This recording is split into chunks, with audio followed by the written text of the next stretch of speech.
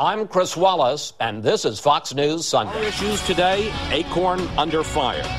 The controversial community organizing group gets slammed by Congress after undercover videos show possible criminal activity. We'll have a fair and balanced debate between the head of ACORN, Bertha Lewis, and one of the group's toughest critics, Congressman Darrell Issa.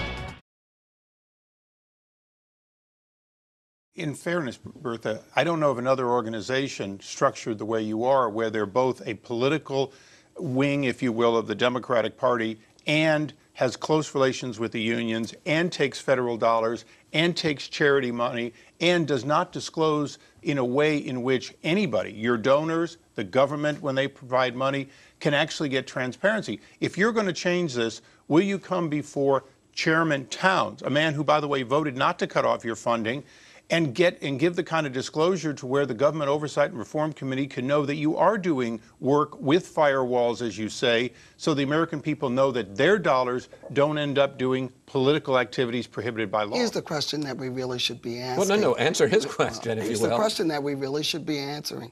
Do you have an organization such as ours that absolutely pays its taxes, that absolutely provides its services, that has firewalls up?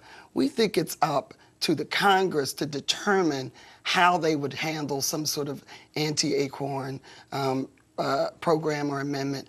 There are poor people in this country every day that were saving their homes, making sure that they have decent wages. But why not go? I mean, could you answer the congressman? It's not up to us. My job is to serve our 500,000 members. Ms. Lewis, could you answer the question directly? And that's why the thing. Why not and that's go? What we're going why to not do. Go before the committee? He's talking about. Please let me ask the question. Okay. Congressman Towns, who's a Democrat. It is a Democratic-controlled committee, but there obviously are Republicans, like the ranking Republican, Congressman Issa, are saying, come before us and explain, because it seems like you're merging charity, nonprofit, profit, political, non-political, and that it all gets jumbled up and you don't know which dollar is going where. Well, that's Congressman Issa's opinion.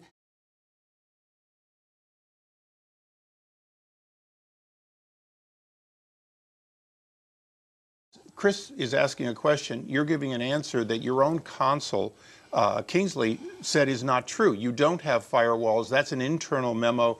That's your consul saying you have these problems.